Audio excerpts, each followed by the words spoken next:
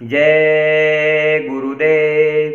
देखो दोस्तों, मैं परम संत बाबा जय गुरुदेव का शिष्य हूँ। मेरा बड़ा सौभाग्य है कि मुझे ऐसे गुरु मिले कि मैं आपको करोड़ों जन्म तक इनकी महिमा और गुणगान नहीं गा सकता। आप भी 10-5 मिनट सोच के देखिए, अगर हमें और तुम्हें, समाज को, वो इस इंसान जो मनुष्य रूप धारण करके आया है, कुल मालिक परमात्मा, जो सारी दुनिया में, जमीन के नीचे, आसमानों के ऊपर, अनखंड ब्रह्मांडों में सब जगह समाया है, अगर हमें तुम्हें उसकी पूजा, प्रार्थना, सुमरन करने का अवसर मिल जाए तो कितना कितना सौभाग्य है। मैंने अपनी जिंदगी के काफ़ी समय दूसरी संगतों में, दूसरे सत्संगों में जाकर बिताया, वो लाभ नहीं मिल पाया जो मिलना चाहिए था। आज मैंने ये देखा, इंटरनेट के माध्यम से, यूट्यूब चैनल पर या टीवी में, सब धर्म आपस में वाद विवाद का कारण बने हुए हैं। आप राम का उदाहरण, मोहम्मद साहब का उदाहरण, जितने पीछे के महापुरुष हैं उनका उदाहरण देते हैं। ये विचार करते हैं सब कि हम शाकाहारी जीवन रहें या मांसाहारी जीवन रहें।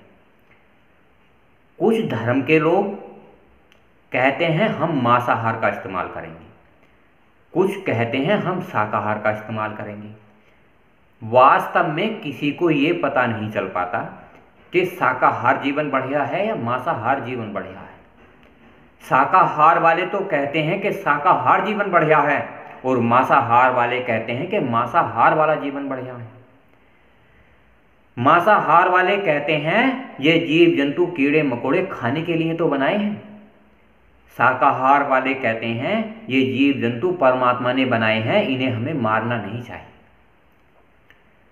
अब आपको ये संसार में सारे समाज के लोग उदाहरण देते हैं। हमारे धार्मिक ग्रंथों में लिखा है हलाल करना, रामायण में भी लिखा है। ये लिखा है कि रामचंद्र जी जब सीता थी तो उनके पीछे गए, हिरण के पीछे। जब वो मारना ही क्यों था? कुछ बातों के जवाब आपको नहीं मिल पाते। रामचंद्र जी हिरण के पीछे इसलिए गए, एक इंसान आपने देखा होगा हमारे समाज में, इंसान होते हुए जिसकी बुद्धि पागल हो जाती है, इंसान पागल हो जाता है, जो उसका घर परिवार होता है, वो उसे मेंटल हॉस्पिटल में भर्ती करवा दिया जाता है।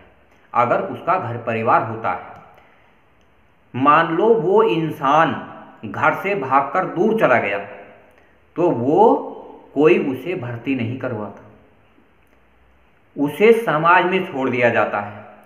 उसे इतना ज्ञान नहीं होता कि वो नंगा फिरता है, और हमारी माँ बहन बहू बेटी रोड पे फिरती हैं, पर वो नंगा फिरता है। कोई भी इंसान उस आदमी के जूते चप्पल नहीं मारता, ना ही उसे बुरी दृष्टि से देखता है। सब उसे देख देख कर मुँह फेर लेते हैं, माँ बहन बहू बेटी भी। क्यों ऐसा होता है? क्योंकि वो, उसका दिमाग का संतुलन ठीक नहीं है। कोई इंसान उसे मारकर पाप नहीं लेना चाहता। कुछ इंसान उसमें से ऐसे हो जाते हैं जिनकी बुद्धि खराब हो जाती है, जो अपने घर परिवार में झगड़ा करते हैं, पागल हो जाते हैं, तो उसे सब इंसान या ज़्यादा पाप कर लेते हैं कि एक आदमी ने 1000 आदमी को मार दिया, तो ये सरकार, ये कानून व्यवस्था उसे फांसी लगा देती है, क्योंकि उसने ऐसा काम करा जो वो पागल हो गया। अब मैं आपको रामायण पर ले जाता हूँ। जब रामचंद्र जी हिरण के पीछे गए तो एक कस्तूरी होती है, वो कस्तूरी इंसान के अंदर भी होती है। इन कस्तूरी के कारण मन भगवान को खोजता है, आत्मा परमात्मा को खोजती है, सारे धर्म वाले अपने अपने मजहबों के अनुसार उस भगवान को खोजते हैं, उसे कहते हैं कस्तूरी। जब कस्तूरी या दिमाग जब समय बीत जाता है, भगवान परमात्मा नहीं मिलते, तो इंसान की हालत नाजुक हो जाती है, वो परेशान हो जाता है, चिड़चिड़ा हो जाता है कि हमारा ये जीवन व्यर्थ चला गया। उसी प्रकार से हिरण के माथे में जो कस्तूरी होती है, उसमें से एक अजीब तरीके की खुशबू बहती है। वो वनों में मारा मारा फिरता है, मारा मारा फिरता है और भागता रहता है। जब कस्तूरी पक जाती है तो उसकी दुर्गंध से मानव समाज को हानि होने लगती है। इतनी भयानक महामारी आती है कि उस महामारी के अनुसार करोड़ों लाखों आदमी बेमौत मारे जाते हैं। देवी देवता त्रिकालदर्शी होते हैं। जिस प्रकार से परम संत बाबा जय गुरुदेव त्रिकालदर्शी थे। बाबा जी ने कहा पाकिस्तान आने वाले समय में नहीं रहेगा। अगर त्रिकालदर्शी नहीं होते, भूत वर्तमान भविष्य को नहीं जानते, तो बाबा जी क्यों कहते? बाबा जी ने कहा चीन अमेरिका पर बम गिराएगा। अगर बाबा जी त्रिकालदर्शी ना होते तो क्यों कहते? और सत्संग वाले तो नहीं कहते। बाबा जी ने क्यों कहा? ऐसे ही राम 3 लोक के स्वामी थे, अच्छे और बुरे के ज्ञाता थे, तो अपनी जीवात्माओं को बचाने के लिए उन्होंने मृग का शिकार करना जरूरी समझा। जिस प्रकार से इंसान अगर ज्यादा बुरे कर्म करे तो जज को यह अधिकार होता है उसे फांसी दे दे। एक इंसान जो पागल होके घूम रहा है, मानव समाज उसे अच्छा नहीं समझता, उसे बुरा भी नहीं समझता। हमारा तुम्हारा घर परिवार उसे देखता भी रहता है पर बुरा नहीं समझता। जो इंसान पागल हो जाता है उसका आदमी को देखकर ना मन में अच्छे विचार आते हैं, ना ही मन में बुरे विचार आते हैं, उस पर दया आती है। जब उस पागल इंसान पर दया आती है तो आपको ये सोचना चाहिए राम कभी शिकारी नहीं थे, कृष्ण कभी शिकारी नहीं थे, और मुसलमानों के धर्म में भी मुसलमान कभी ऐसा काम नहीं करते थे जो उनके ओली आए कि किसी को मारा हो। उन जीवात्माओं को मारा गया है जो समय से पहले पागल हो गए थे। जैसे किसी ने कहा हक हलाल की कमाई खाना, तो इंसानों ने समझा कि हलाल करके खाना, काट के खाना। क्योंकि आप खुद विचार करिए, जो जीव जंतु गंदगी का सेवन करते हैं आपने उन्हें खत्म कर दिया। आपने देखा होगा इस समाज में गाय होती है, इस समाज में भैंस होती है, भैंस के नीचे से दूध निकलता है, भैंस को नहीं खाया जाता, दूध पिया जाता है। उसके जो जेल होती है, जो अंदर से जहां बच्चा पैदा होता है, उसे नहीं खाया जाता। उसका जो फिल्टर हुआ हुआ दूध होता है, शरीर से फिल्टर होता है, उसे पिया जाता है। गाय के अंदर भी वो प्रक्रिया है। गाय और बैल 84 लाख योनि बीतने के बाद इन गाय बैल को मनुष्य शरीर मिलता है, तो महात्माओं ने गाय को गौ माता कहा है, जिससे कि कोई इसे अकाल मृत्यु में मारे नहीं। जब हम इस दुनिया में गाय और बैल को बिगड़ समय के अनुसार मार देते हैं, समय से पहले, तो ये आत्माएं चिड़चिड़ी हो जाती हैं और वो हमारे घर परिवार में जो बहन बहू बेटी पैदा होती हैं वो चिड़चिड़ी होती हैं, आपके घर में तोड़ फोड़ कर देती हैं। तो शाकाहार जीवन से उद्देश्य है, जब जब महात्माओं को जरूरत पड़ी है तो उन्होंने इंसानों को भी मारा है, घर परिवार समाज ने भी मारा है। पर जो इंसान गलत करते हैं, जीव जंतुओं को देखिए जो एक दूसरे के पूरक बने हुए हैं। सांप छिपकली को खा जाता है, मेंढक को खा जाता है, ये कर्म भोग है।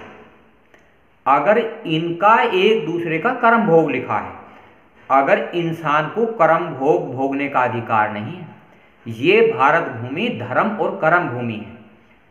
अगर भगवान का बना हुआ जीव जो अपना कार्य करने आया है, उसकी उम्र 2 साल 4 साल 10 साल 12 साल 15 साल है, आपने उसे 2 साल में मार दिया उसके अंदर भयानक बीमारी आती है।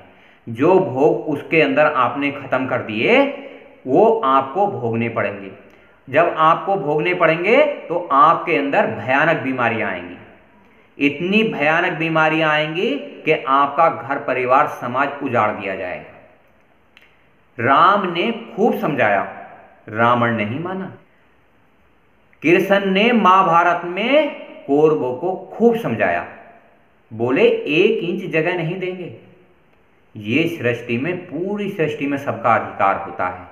जब हम बुरे विचार से मानव समाज को, जीव जंतुओं को सताते हैं, मारते हैं, एक छोटे छोटे जीवों में अगर आप उसे डंडी से मारोगे तो बचने का पूरा यत्न करता है।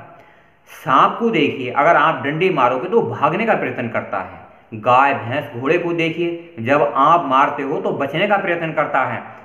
तो इस प्रकार अगर आप इन जीव जंतुओं को मारोगे तो जिसने बनाया है, आप किसी न किसी माध्यम से एक जीव को उत्पन्न करके दिखाइए। आप तो अपनी घरवाली जो है उससे बच्चे पैदा नहीं कर सकते बेगर भगवान के विधान के। आपने देखा नहीं, किसी किसी के लड़की लड़की होती हैं, 6-7 लड़की हो जाती हैं, किसी के 8-10 लड़के हो जाते हैं पर लड़की नहीं होती। उसी प्रकार से कुछ तो ऐसे होते हैं जिनके बच्चे नहीं होते, वो खूब मेहनत करते हैं पर मेहनत का फल भी नहीं मिलता। ये प्रकृति के विधान को जब इंसानों ने तोड़ा है तो जब ही तो परावर्तन हुआ है। आप तो, मैं तो सत्य बताता हूँ, आप अच्छा करो या बुरा करो आप जानो। अगर आप बुरा करोगे तो भगवान परमात्मा परावर्तन करता है, ऐसा परावर्तन करता है आपकी रूह कांप जाएगी। इतनी इतनी भयानक बीमारी आने वाली है। आप चिल्लाओगे, बाबा जी ने कहा था लाशें पड़ी रहेंगी घर में, उठाने वाले नहीं मिलेंगे यार, जमाना बदलेगा। तो दोस्तों ऐसा समय आने वाला है। अब बात है अंडे की। आपने देखा होगा जो लड़कियां हैं, माँ बहन बहू बेटी हैं, उनके पीरियड होते हैं जिसे महावारी कहते हैं। सारी गंदगी बाहर निकलती है शरीर से। जीव जंतुओं में भी यही प्रक्रिया होती है, वो अंडे के रूप में बाहर निकालते हैं। इतनी बुरी गंदगी होती है शरीर की, जब वो निकलती है तो अगर कोई इंसान उस गंदगी को खा ले, मानसिक संतुलन खराब हो जाता है, सोचने समझने की शक्ति खराब हो जाती है, वो भगवान परमात्मा की भक्ति नहीं कर सकता। एक संसार में ऐसा जीवन जीता है जिसे उसे पता ही नहीं चलता मैं क्या कर रहा हूँ।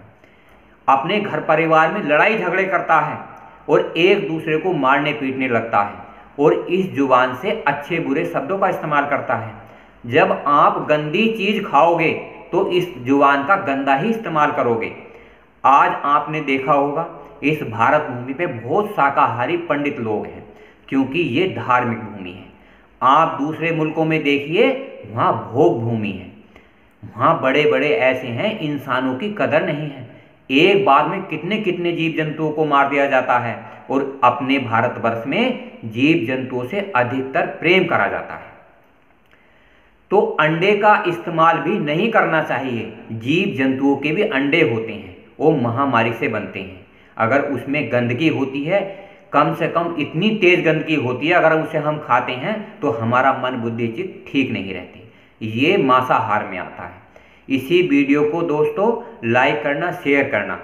मैंने बताया आपको शाकाहार और मांसाहार में क्या अंतर है।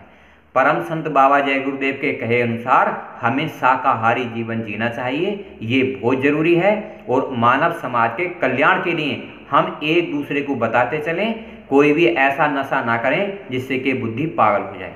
आप लाइक करना, शेयर करना, बेल आइकन प्रेस करना, सबको बताना। जय गुरुदेव।